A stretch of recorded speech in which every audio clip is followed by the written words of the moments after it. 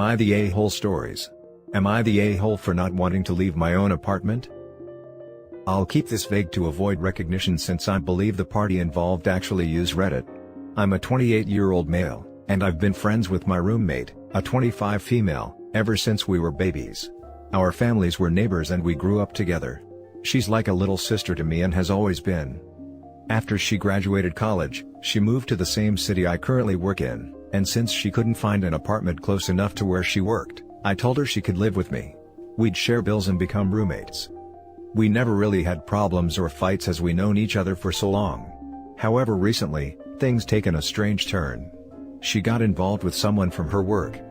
The guy seemed to be a nice guy. I only ever spoken to him 3 times as they usually keep to her room. But he was very friendly, and honestly, I was happy she found someone who seemed that nice. After a few months of their relationship, she sent me a text saying she needed to talk with me. I figured there might be something wrong with the apartment. It's not uncommon for things to break. But I was wrong. When I got home, we started to talking. It's too long to write everything, so I'll just summarize. She told me that while she enjoyed living with me, her boyfriend was starting to get jealous of his woman living with another man. At first, I raised an eyebrow, but thought that this kind of thing isn't uncommon. So I was like, oh, it's fine. Just let me know when you plan on leaving, hope you two find a good place. However, apparently I was wrong. She told me that she wasn't leaving. She said that it was impossible to find somewhere closer to her work, and that she was hoping I would let her take the apartment instead, since my work wasn't close and all that. Thing is, I really love my place. It's close to the gym, to the grocery store, to pretty much everything. I'm not gonna just leave my place because of something so stupid as this, and I told that flat out that it wasn't going to happen. She got visibly upset and started to rant about me being an egotistical a-hole, that I didn't have empathy to put myself in her shoes. This happened a few days ago, and she shut herself in her room, only ever leaving to go to work or to pick up her boyfriend, who became really unfriendly to me after that. Now, usually I can be an a-hole, but I don't think this was one of these times. So I thought I would ask for Reddit's verdict. Am I really such an a-hole? Edit, for those who have asked, her name isn't on the lease as I lived in the same place for 2 years before she moved in. Now for the top comments. Let me get this straight, you have known her for over 2 decades. You welcomed her into your home, and now she expects you to leave so she can live with her jealous boyfriend that she's just gotten on with? Not the a-hole bro, she is. Big time. Look at how she treats someone who is like a sibling. I'm super curious as to why she's not going over to her boyfriend's place. Why don't the friend and her boyfriend find a place of their own, rather try to kick someone out who was nice enough to let her move another place? Theory, she told boyfriend it was her place, and she was being a great friend letting OP crash there. Now she's caught out in the light. Oh my god, not the a-hole. She can pack her entitlement up with her things and move out. It's your apartment. You did her the favor. The freaking audacity, I swear. Don't be surprised when she reappears on your doorstep wanting to move back in. When living with the boyfriend doesn't work out, she sounds less than mature. Just say no. Not the a-hole. Not the a-hole. That's some A5 Wagyu level entitlement, right there. She said that it was impossible to find somewhere closer to her work, and that she was hoping I would let her take the apartment instead, since my work wasn't close and all that. Wait, so she's not even moving in with the boyfriend? He just wants you gone? She didn't live by the phrase brothers before hoes, it seems. She willingly throws her brothers away for the boyfriend. That's A5 Wagyu topped with black truffle type of entitlement. Not the a-hole, it was your place first, and she's the one having an issue with the living situation. If her new boyfriend has such a problem with her living with you, then he should offer her to move in with him. What she ends up doing is totally her choice, but you shouldn't be forced to move, and I think she's being incredibly unreasonable. Now for the next story. Am I the a-hole for telling a pregnant girl to find a new flat? I, 20 female, live with 5 other girls. 5 of us have already signed a lease to live together again next year. We are all currently in our 2nd year of uni. Since the lease signing, she's become extremely mean, and honestly just a bully to 3 of us, and a massive bully. I feel she has shown her true colors. Now she knows she has somewhere to live next year. She has also had her boyfriend staying in our house since November. He's a misogynist, racist, homophobe, and all-round horrible person. Multiple times we have asked, and now told, her to make him leave, but she refuses as it is her house too. None of us feel comfortable with him in the house.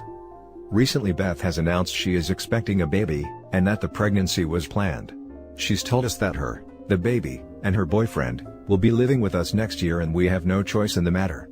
Out of the 4 of us she is living with next year, 3 of us have said no, and that she needs to find a new flat for next year. One says we need to support her and can't kick her out.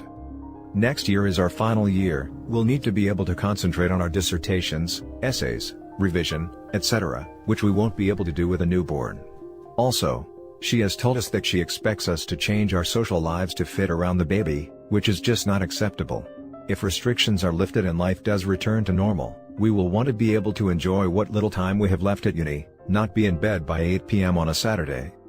Finally, student-lets are weird, in that each room can legally only house one person, and everyone living there permanently must be a student, so we could all get in trouble for her plan.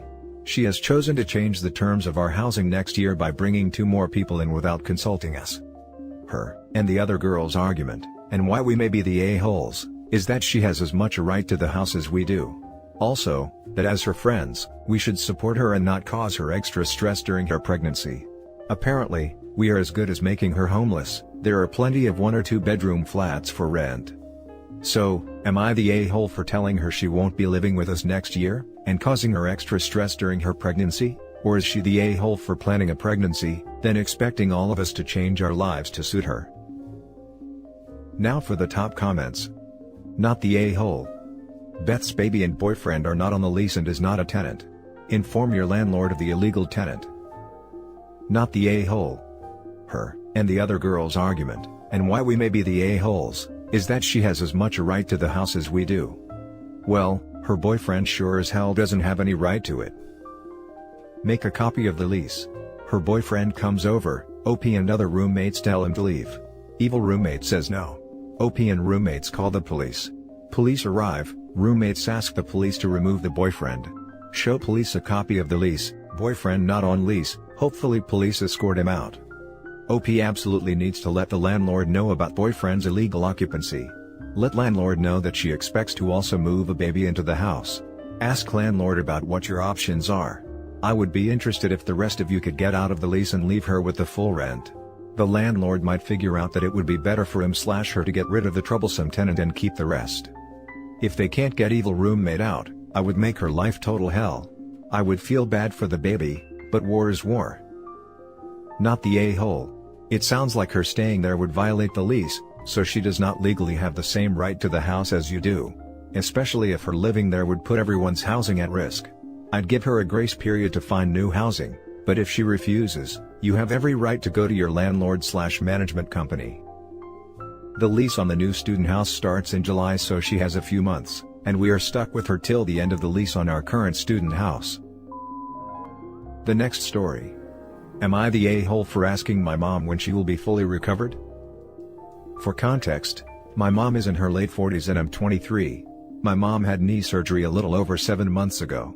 She had a really hard time recovering and I moved back to her home for the first month to take care of her/things around the house. I work remotely so I can stay really anywhere. My partner was very understanding, but he was certainly happy when I came back home to him. Every day since, my mom has called me to ask if I'll drive back home to do tasks for her, take out the trash, move a case of water. I live a little over an hour from her, so I'd usually ask if she'd get one of our neighbors to help as we're very close with them. For the following weeks, I'd go over every weekend to do tasks she had trouble completing.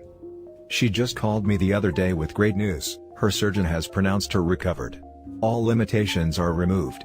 We celebrated on the phone for a minute, and she immediately follows this up with, "But I'll need you to go to the grocery store for me because I still can't lift the bags myself." Confused, I asked why, and she said, "It's still too hard on me." I asked her when she thought she'd be recovered from the surgery, and she got extremely upset. She told me that was a horrible thing to ask and I should have no problem helping her. I apologized and said I'd get the groceries, but she texted me later and said she cried for hours when we got off the phone. I'm just confused. The surgeon cleared her completely and said everything looks great. It's been half a year now, and my mom isn't elderly. I don't mind helping while I'm at her house for a visit, I don't mind at all. But I've spent nearly all my free time at her house helping out, and I'd like to know when I'll be able to resume my schedule once again. Am I the a-hole? Now for the top comments. Not the a-hole. Your mother has become dependent upon you to do her tasks, and that isn't right. It appears that there may be something else going on here. Your mother may just want to spend more time with you. You need to have a conversation with her and see if it isn't the tasks she wants, but to spend more time with you. She may feel that the only way she can get to see you is to ask for your help and to have you do things for her. This could be due to the pandemic, as her surgery was right in the middle of it. She could just be lonely. Talk to her and be clear that you still love her, but you need to know what is going on. What is this? Empathy? On my Reddit? Not the a-hole. Look up codependent and seek professional guidance. Nip it in the bud before it makes all your lives hell. Yeah, I think you are right. This happened to me when my significant other had a slip disc. Eventually you gotta say no. You need to start being independent again. OP, I suggest writing to your mom and explaining how you can't help forever, especially with how far away you are, and she needs to look at a closer to home support network. She needs to start becoming independent again. Like go to the grocery store with a friend or neighbor. That way, she's building her way to it, but with help. I say do it by text just because sometimes verbal communication goes sideways. Especially if she is upset. Edit. Thank you all for the responses and perspectives. The most baffling thing to me about this post is the mixed bag of knee surgery anecdotes. I have people telling me their 70-year-old grandma was back to normal in a month and a half. One comment down from that will heavily imply I'm delusional to expect any sort of recovery from my mom for less than 2 years after her surgery date. I guess it's truly a diverse recovery process. I'm going to talk to her and see if the pandemic is making her feel more lonely. She has plenty of friends and a rich social life, but I think she resents me moving out of the house and in with my partner. Maybe she just wants quality time just for the two of us, which is fair. But I need my life back. My partner and I have been planning so many big life things together that have been on the back burner for just a little too long at this point. Again, thanks all. The last story is titled, Am I the a-hole for refusing to participate in my boyfriend's family's bizarre orange tradition? My boyfriend and I have been together a while now, but I hadn't met his family until a week ago when they invited us to stay at their house. I was very excited to meet his parents for the first time, and they were super sweet when I got there. Both of them are lovely people and we all got along well. They gave us free rein to do whatever, but the one thing they insisted on was that we join them for their tradition of eating oranges as a family on Saturday mornings. They grow their own oranges and have been doing this since my boyfriend was a kid, so he was especially thrilled to share the tradition with me as a rite of passage. So the morning came, and his mom brought in some fresh oranges from the garden. We sat at the table and I was getting ready to peel my orange when I saw my boyfriend's mom bite into her orange like it was an apple, with the peel still on. I was so stunned when I saw my boyfriend and his dad do the same thing with their oranges, as if it were totally normal. I guess they noticed my shock because they asked me why I wasn't eating. So, I started to peel my orange, but then his mom told me to stop, that I was eating it wrong and had to bite into it with the skin to get the full experience. I politely told her that I like to peel my oranges and I'm sure they taste just as great either way, but she kept insisting that I had to bite into my orange for tradition. After saying multiple times that I'd rather peel it in the family, including boyfriend, pushing back, I put the orange back on the table and said, though I appreciate the gesture, I personally feel uncomfortable eating oranges that way, and I'd rather not participate. Things were tense after that, and we left the next day. When we got home, my boyfriend chewed me out for being rude and embarrassing him and his family. He said I should have just eaten the orange the right way since his parents were gracious to let me stay with them. I can see his point and I apologized for causing any hurt. I really do like his family and think they're great people, but stand by my decision to opt out of the orange tradition. He feels I could have compromised, and I feel that I should be able to eat things how I want. It's a silly squabble in the grand scheme of things. But my boyfriend and I are really at odds about who's in the wrong and would love an outside opinion. Edit. Some people have been asking what kind of oranges / whether they're actually oranges. All I can say is that, I was told they were oranges and they looked like typical oranges with thick skin. Now for the top comments. I like how we're all just calmly answering this like it isn't some crazy cartoon nonsense. Nobody eats oranges peel and all. I mean heck, they peel into individual sections that are damn near bite-sized. I literally cannot imagine why you would do this in the first place. Have you considered the possibility that they are just messing with you? I don't know if I would be mad or impressed by the commitment. But for real. Not the a-hole. No one gets to tell you how to eat things. That's Looney Tunes. And your response was really respectful. Stand up for yourself. To be honest, I kinda thought they were messing with me at first, and was really surprised when they kept insisting. They seemed pretty serious. I'm fascinated with their dedication to the tradition, and wouldn't have minded hearing more about it if they hadn't tried to rope me in. I get the people who slice the orange first and then eat the peel, but seeing it eaten like an apple was surreal, not gonna lie. It's a soft fruit. Didn't the juice just go everywhere? Also, did it all stay together? I feel like at a certain point it would have to fall apart unless you take bites in specific places. Did they eat all the way through the middle and just leave the top and bottom to throw out? I have so many goddamn questions about this, it's going to haunt me. Edit, to be clear, I'm not 100% sure you're not messing with us. But if you are a troll, you are by far the most entertaining one I've dealt with, so I'm still here for it. It was as messy as you're probably imagining, and the oranges eventually ended up collapsing, and then they had to eat it in smaller chunks anyway. And LOL, not a troll, but I recognize that this situation is ridiculous enough for people to think that. Not the a-hole. Be glad you didn't stick around for the crab bake laughing my butt off.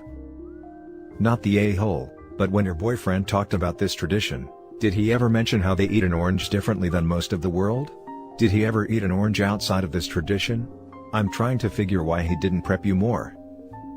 He never ate oranges with me before this because he said they never measure up to his mom's oranges. He also never mentioned how his family eats it beforehand, which is why I was caught so off guard. And that's it for this video, guys. If you have thoughts to share, leave a comment below. Don't forget to hit like and subscribe if you like this content. I'll catch you in the next one. Good day, everyone.